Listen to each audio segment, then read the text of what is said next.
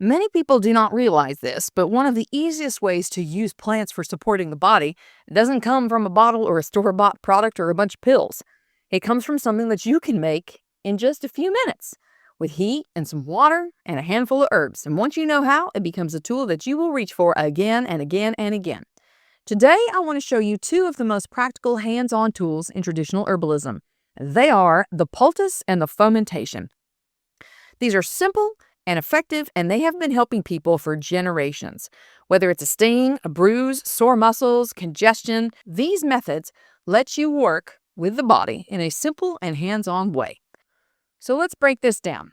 What they are, how they're different, and how you can actually make and use them at home. Let's start with the poultice. A poultice is one of the simplest ways to use herbs. You take fresh or rehydrated plant material, bruise it or crush it, and then apply it directly to the skin. That's it. And that's what makes it so effective.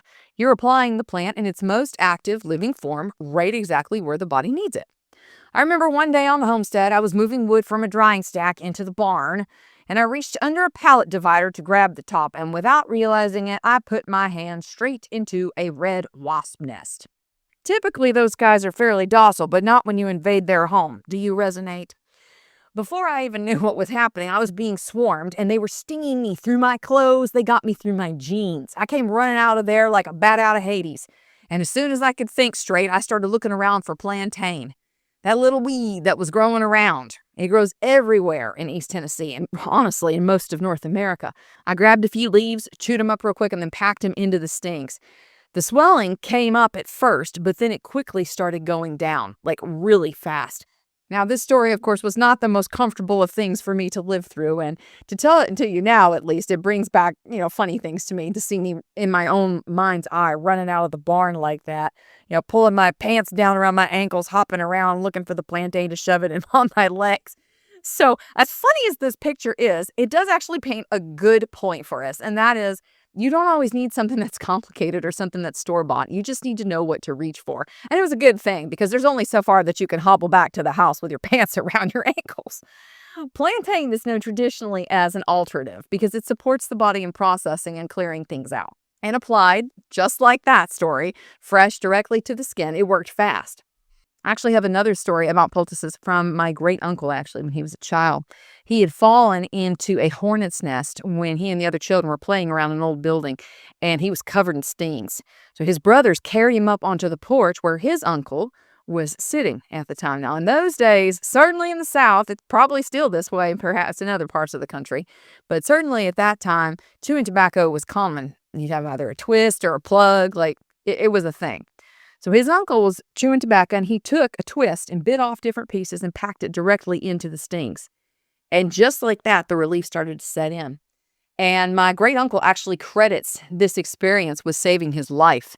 And it's funny because, these people, if you were to talk to them nowadays, based on the way that they speak and based on the way that their life experience would look on a CV or a resume, much of the world, and certainly academia with letters after their name, would dismiss this as simple backwoods people who didn't have any common sense or education. But certainly in the case of my great uncle and then his uncle, who ended up probably saving his life, they don't have to have, in their world, they didn't have to have these letters. They didn't have to have all of the data and all of the lab reports to validate what they knew to be true and what they'd seen to be working. They had good old-fashioned horse sense and know-how. That's the practicality of a poultice. It doesn't require equipment or letters after your name. It doesn't require preparation ahead of time. It's expedient. If you know your plants, you can make one pretty much anywhere with almost nothing. It's one of the most field-ready ways to use herbs. Now let's talk about the second method, which is the fomentation. A fomentation is a warm, wet herbal compress. Now instead of using the plant directly, what you're going to do is to make a strong tea, or better yet, a decoction, which we talk about in other videos, and soak a clean cloth in that hot liquid. Then you're going to wring it out, check the temperature, make sure it's not too hot, and apply it over the area. You want warm, moist contact with those underlying tissues. You can cover it with a towel to hold the heat in, and you can reapply it as it cools.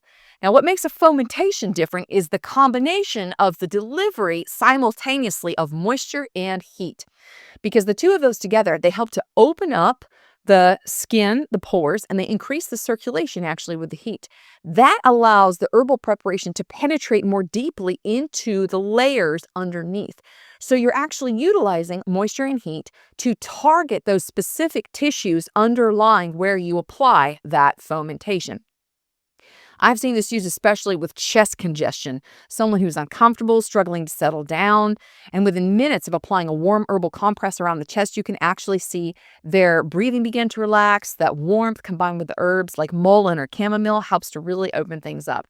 Actually, I have a story to tell you about this. So I actually had the mumps as an adult a few years back, and it was interesting how it showed up because as a child, I was fully vaccinated with the MMR and had recently had my titers drawn. So I know that according to, modern medicine's criteria, I was quote unquote immune from this. However, I visited a little children's ballet school. And of course, running around with dozens and dozens of children, there's bound to be something circulating. So it was I would say maybe it's like a week and a half later after I had come back from the school. I started noticing I had a sore throat. And I thought at first, it's like, okay, maybe this is just a standard cold or whatever, but this sore throat hung around a long time and it was rough. It was probably, from what I remember thinking about at the time, this was the second worst sore throat that I'd ever had, secondary to having my tonsils removed. And that was rough. So I remember thinking to myself, why is my throat so sore? And then a few days after that, I started experiencing a swelling on one side of my jaw. And I thought, this is bizarre. So I had a suspicion of what was going on, but I phoned a friend, another ER nurse, and I said, hey, I'm thinking I might have something going on here. Let me describe to you my symptoms and let me see what you think. So, because, you don't want to lead someone in their conclusion. So anyway, she listens to me and she says, okay, I want you to think about lemon juice. And so I thought about lemon juice and it was amazing because instantaneously the side of my face under my jaw that had that swelling there started like aching. And I kind of recoiled and went, oh, and she said, yep, you've got the mumps. And I said, really? Like, I shouldn't. I thought this can't happen. And she told me, she said, listen, like it is, especially in someone who's previously vaccinated, it's not uncommon for you to have a modified version of the mumps where you don't have swelling on both sides, just on one, but you're only really going to know if you go and take this really expensive test or you wait. And then, a week to 2 weeks later, you go get your titers drawn again and you're going to find out. Well, that's poor consolation when you're sore and you have swelling on your face and things are just not going your way. So I looked up in my book, The School of Natural Healing from Dr. John Christopher, what he recommended for mumps. And so one of his recommendations for mumps was to make a mullein fomentation and to decoct mullein and then to take the liquid and apply it with a rag over the swollen area. And I did this, friends, and I will tell you of all the things that I did to try and help soothe the tissue there and to help calm it down, the mullein fomentation is the only thing that really worked. And I was able to turn the corner in a couple of days and the swelling went down, whereupon I went to a lab testing organization and I got my titers drawn, and sure enough, my mumps titers were through the roof. So yes, that is my personal story of fomentations, specifically with mullein. Dr. Christopher used mullein fomentations whenever there was external swelling of glands that was noticeable. He recommended using fomentations during instances of bubonic plague. Essentially any type of external swelling that was visible where you had glands that were obviously full of fluid, because from his perspective, when you utilize the fomentation using the moisture and the liquid drawn, the strong liquid decoction of the herbal preparation, you were really using the best of the tools in your arsenal to not only deliver that herbal preparation to those underlying tissues of swollen glands, but also through heat and through moisture to allow those tissues to get blood flow sufficient so that way they could detoxify themselves. Fomentations have also been used historically for digestive discomfort. A warm compress across the abdomen, especially in cases of cramping or irritation, was something familiarly relied upon when there wasn't immediate access to medical care back in the day.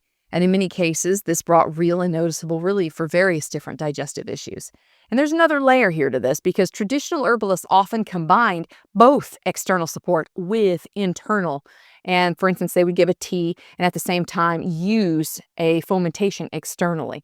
And that's really, you get a 2-for-1 on that because you're utilizing the external application to target a specific tissue area, but you're utilizing the tea or the decoction taken in smaller forms like a tablespoon or a small teacup, utilizing that decoction to take internally to deliver through the blood flow that herbal preparation to the tissues through perfusion, through the actual delivery mechanism of the circulatory system. So to simplify this, you're effectively working from both within and without, and that combination can be incredibly effective. So when would you use one over the other? A poultice is ideal when you want to direct fresh action of the plant. Things like stings, bites, splinters, skin irritation. But a fomentation is better when you want to bring warmth and circulation in, for instance, like chest congestion, abdominal discomfort, glandular swelling, muscle soreness. Both preparations are simple, both are effective, and they both give you a way to support the body externally in a way that many people overlook today. And that's the bigger picture. In the world that we live in, most solutions come in bottles or pills. And many people have forgotten how powerful simple applications like fomentations and poultices can be. A warm cloth, a handful of herbs, a few minutes of intentional practice and preparation, that's all it takes to do something meaningful, especially when few options are on the table for whatever reason. These methods are gentle, they are non-invasive, and they allow you to care for someone or yourself in a very direct and practical way. And sometimes that's exactly what's needed. So for fomentations and poultices, I hope this gave you a fresh perspective on these simple herbal tools today. I would love to hear from you in the comment section. Have you ever tried a poultice or a compress like this? Or is this one of those practical skills that you've been thinking about and haven't gotten around to yet? What is your plan? Like, what is your first herbal preparation to use in this case? Let me know. If you found this helpful, go ahead and smash that like button for me if you would, please, and make sure you are subscribed. Remember, it is free to subscribe. The Lord gave us these plants, in my opinion, to care for ourselves and our families, and so there's some real value in taking the time to learn how to use them, just like our ancestors did. If you know someone who might benefit from this, I'd be grateful if you shared this video, and sometimes all it takes is just one share to keep this knowledge alive, friends. And we need to keep it alive because just like languages that are lost within 2 to 3 generations, herbal knowledge needs to be shared. It is like a path that needs to be trod in order to be kept alive. If you want to start bringing herbs into your life in a thoughtful and practical way, using plants that are carefully sourced and ready when you need them, you can find many of those at the website, thepatriotnurse.com. We stock a wide variety of herbs and also of the formulas that Dr. Christopher himself prepared and created. This channel is about more than just herbs, friends. This is about understanding how to use them with intention, seeing the wisdom behind them, and applying them in everyday life in a way that honors the gifts that God has given us. I truly appreciate y'all being here. May the Lord bless you and keep you all, and I will see you in the next video. For now, it is Patriot Nurse signing off, and I will see y'all later.